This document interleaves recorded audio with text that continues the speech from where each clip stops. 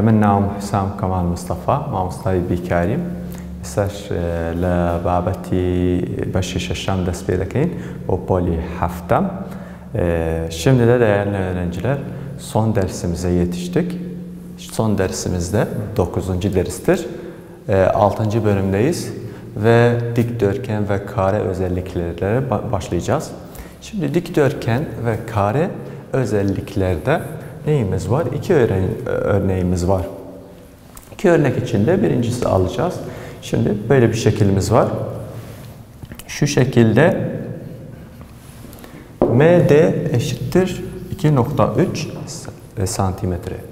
MD şu mesafe eşittir 2.3 santimetre. İse MC kenarının uzunluğunu kaçtır? MC nerede? Şuraya düşmüş. MC kenar uzunluğunu bulmamız lazım. İlk önce ne yapacağız? Şimdi burası 2.3. Burası da direkt ne olacak? 2.3. Ama önceden şu M neyin ortasıdır? Neyin ortasıdır? BC'nin ortasıdır. BC ve aynı zamanda şu M HD'nin ortasıdır. Bu ikinin ortasıdır. Bunun ortası olduğu zaman o zaman MD eşittir MH'ye. MD eşittir ne? Şurası eşittir şurasına. M ya da M H aynısıdır. O zaman şu ikisi eşit olduğu zaman burası 2.3 ise burası 2.3 ise şurası da direkt ne olacak? 2.3 santimetre olacak. Şimdi biz bunu anlattık. Burası 2.3, şurası 2.3. Bunun tümü kaç olacak? HD'ye kadar bunu toplayacağız. HD eşittir MD artı HM. Yani MD HM her ikisini toplayacağız. İkisini toplasak 2.3, şurası 2.3, burası da 2.3. Her ikisi kaç olur? 4.6 santimetre. Şimdi şöyle anlattık. MD 2.3 bize vermişti.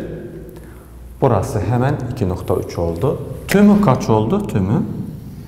Tümü burada bulduk zaten. 4.6'dır.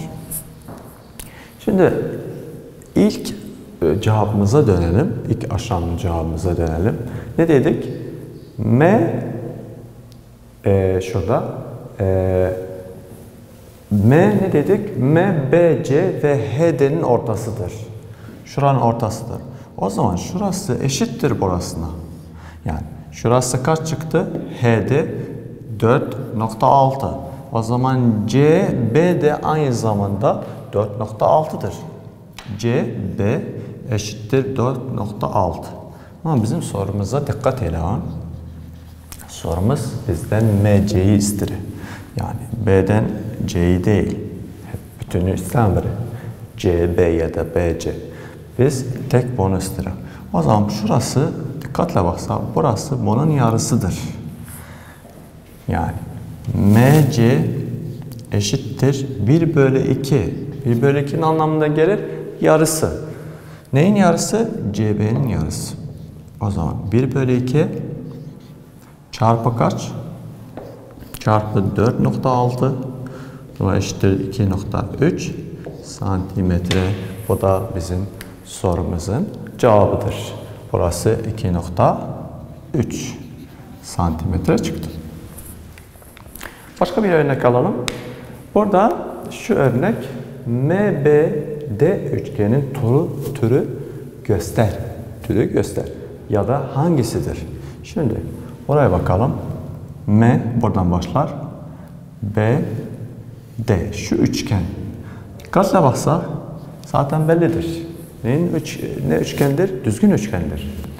Düzgün üçgenin anlamı neydi? Her üç yanı eşit olur. Her üç yanı mutabıktır. Her üç yanı mutabık ama bunu ispatlamamız gerekir ilk önce. Dikkatle bakın değerli öğrenciler. Şu M neyin ortasıdır? HD ve AB'nin ortasıdır. Yani her ikisinin ortasıdır. İlk önce M, AB ve HD'nin ortasıdır. HD ve AB'nin neyidir? Ortasıdır. O zaman ortası olduğu zaman biz burada ne diyeceğiz?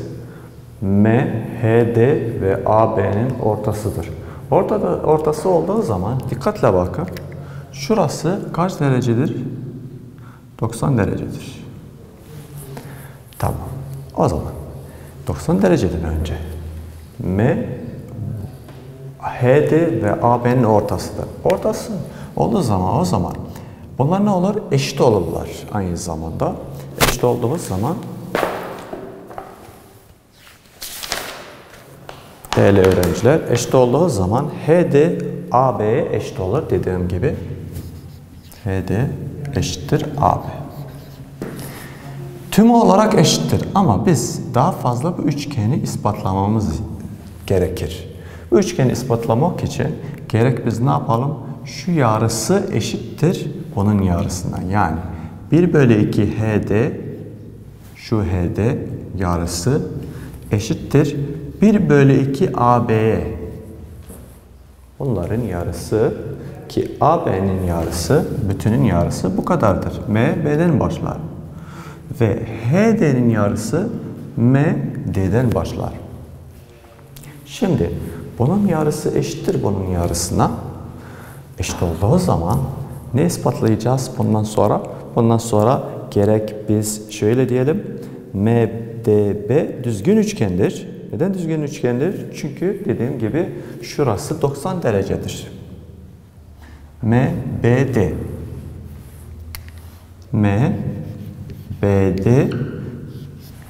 açısı eşittir 90 derece. Şurası 90 derecedir. Şurası 90 derece olduğu zaman bunun türü belli olacak. Zaten ne olur? Düzgün üçgen olur. Çünkü düzgün üçgende burası 90 derece. Şurası da belli olur. 45 derece. Kaç olur? 90'da 90 180 derece. Bir üçgenin iç toplamını eşittir 180 derece. Şöyle diyelim. Üçgenin türüsü göster. Türüsü düzgün üçgendir. Ama ne düzgün üçgendir? Dik düzgün üçgendir. Neden? Dik düzgün üçgendir. Çünkü burası 90 derece. Dik düzgün üçgendir. Şimdi de biz anlattığımız dikdörtgen ve kare özelliklerin konusu bu kadarmış. İlk önce buna çok dikkat alın. Bir noktamız var. Bu noktanın iki kenarı ortası olacak. İki kenarı ortası olduğu zaman gerek bunları eşit yapmamız lazım. Yani bu taraf eşittir bu tarafa. Eşit olduğu zaman o zaman bizim verilerinde MD mesela vermiş 2.3 direkt karşıdaki de 2.3 olur. Tamam 2.3 oluyor. Bazen öğrenciler sorar hocam şurası da hemen direkt 2.3 yapalım. Çünkü burası şurasına eşittir. Tamam. Doğru ama matematiksel olarak gerek bunu eşit yaparsın değer kenarla. Eşit yaptığın zaman ondan sonra şurası ki 4.6'dır tümü olarak eşittir 4.6'ya. Ancak bundan sonraki aşamına ne diyeceksin? Bundan sonra diyeceksin ki bu ki 4.6'dır. Biz istediğimiz yarısı. Tümü istemiyoruz. Yarısını istiyoruz. Yarısı kaçtır? 4.6'nın yarısı 1/2'si kaç yapar? 2.3. Örnek 1'e göre. Örnek 2 bir dörtgenimiz var. Aynı zamanda M'miz var. M neyin ortasıdır? Bu çarpanın ortasıdır. Yani genel olarak çarpı şeklinde gösteriyor. Ama çarpı değil, matematiksel olarak HD AB'nin ortasıdır. Şimdi bunların ortası olduğu zaman HD, AB ne olacak? Eşit olurlar. Şurası bununla eşit olur. Eşit olmaktan sonra biz ispat ettiğimiz nedir? Ne istiyoruz ispat için? Şu ikini istiyoruz daha fazla. Bütünü değil. Bunu dediğim zaman yani bu çizginin tam olarak, bu kenarın tam olarak yarısını ispat istiyoruz. Şimdi bunu ispat için MB bunun yarısıdır. Ve aynı zamanda MD de tümün yarısıdır. Yani şimdi bunu aldık. Şununla beraber. Yani üçgenin iki tarafını aldık. İki tarafı aldık mı? Aldıktan sonra bunun ispatlanmaması için çok kolay olur. Şuraya baksak 90 derece. 90 derece o zaman diktir.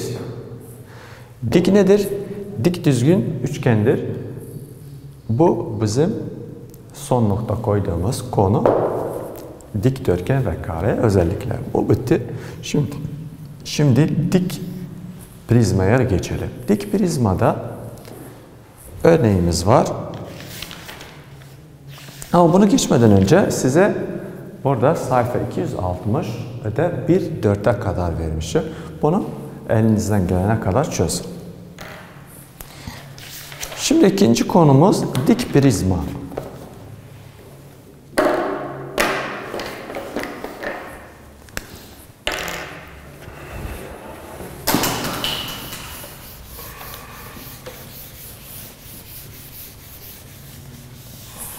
Dik prizmada daha fazla şekil üzerine soruyu çözeceğiz. Bir belli şeklimiz var.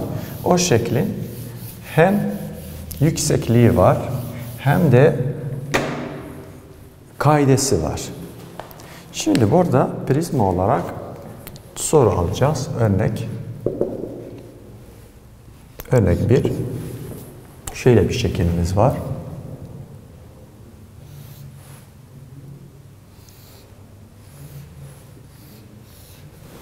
Şöyle bir şeklimiz var.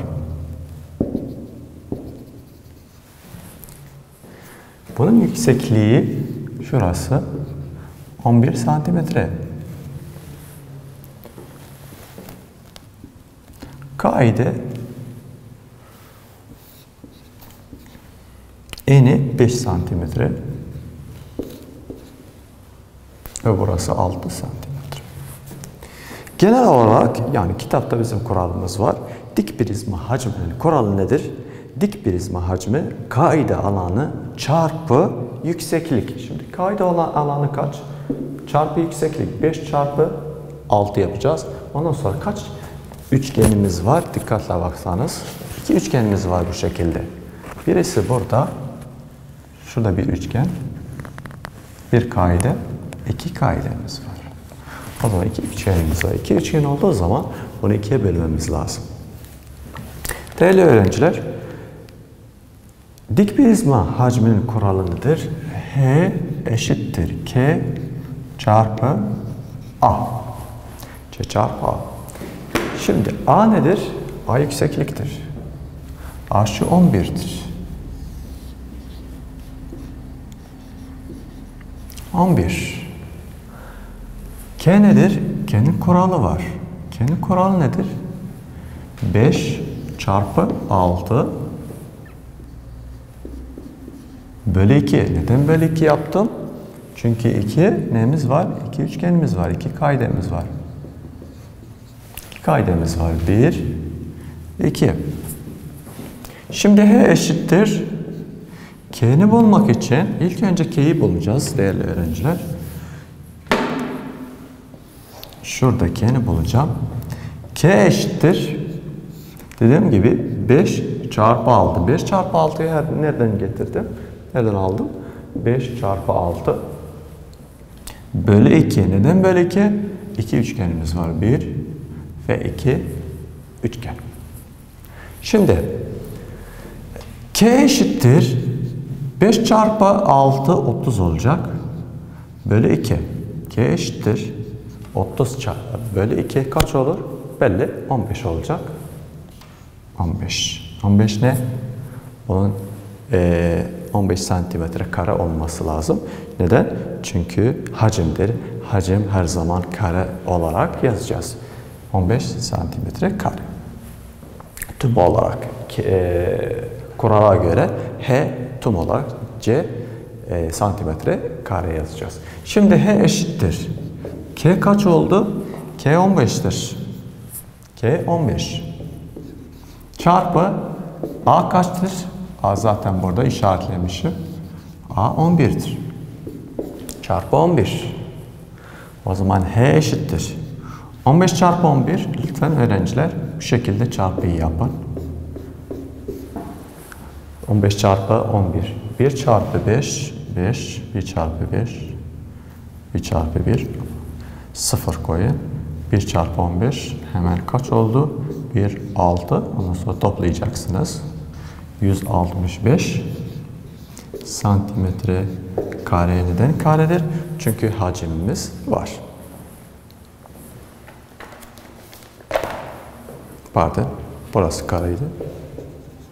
Şurası hacim olduğu için üçgen olur. Başka bir örnek alalım. Alıştırmalarda bir soru alalım. Mesela birinci soru benzer sorudur.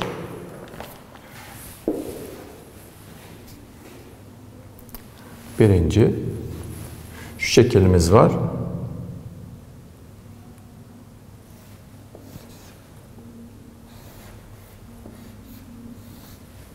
Şu şeklimiz var. Burası 3 santimetre. Şurası 2 santimetre ve 5 santimetre. Şimdi bunu kuralı kullansak aynı kural tabii ki H eşittir K çarpı A. K eşittir kaça? İlk önce K'ni bulacağız. K eşittir değerli öğrencilerimiz. K'ni bulmak için kaideye dikkat edin. Kaidesi kaç? K eşittir. Bunun kaidesi kaç? 3 çarpı 2. 3 çarpı 2. Böyle kaç? Böyle 2. Neden? Çünkü 2 neyimiz var? 2 üçgenimiz var. 2 üçgen. Şimdi böyle 2. K eşittir. 3 çarpı 2 6. Böyle 2. O zaman 3 olacak. K eşittir 3 santimetre kare. Bunu şuraya koyacağız. H eşittir. K kaçtır? K'ni bulduk ilk önce. Kaçtır? 3 santimetredir. 3 santimetredir. Çarpı kaç? Çarpı 5. O zaman H eşittir 15 santimetre üs 3. Bu da bizim sonucumuz.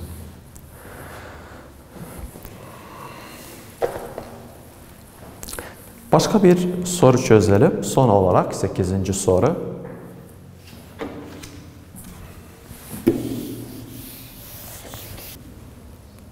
Aynı zamanda 3 santimetremiz var. Şurası 4 santimetre. Şurası 9 santimetre. Şimdi H eşittir ne? K çarpı A. İlk önce K'yi bulacağız. K eşittir kaç? 3 çarpı 4. Böyle kaç? Böyle 2. Çünkü 2 üçgenimiz var. 3 çarpı 4 böyle 2. K eşittir 3 çarpı 4 12. Böyle 2 6 olacak. 6 santimetre kare. K'ni de bulduk. Buraya koyalım. H eşittir. K kaçtır? 6'dır. Çarpı A. A 9'dur. O zaman sonuç olarak eşittir 54. 54 santimetre üs 3. Değerli öğrencilerimiz, bugün bu kadar size anlattık. 9. dersi olarak dik prizma olarak bitti. Bizim şu uzaktan video programı bitirmek üzerine geldik. Çok teşekkür ederiz. İnşallah faydada bulundunuz ve bu derslere çok dikkatle bakın lütfen ve ödevleri çözün. İnşallah faydada bulunsunuz. Çok teşekkür ederiz.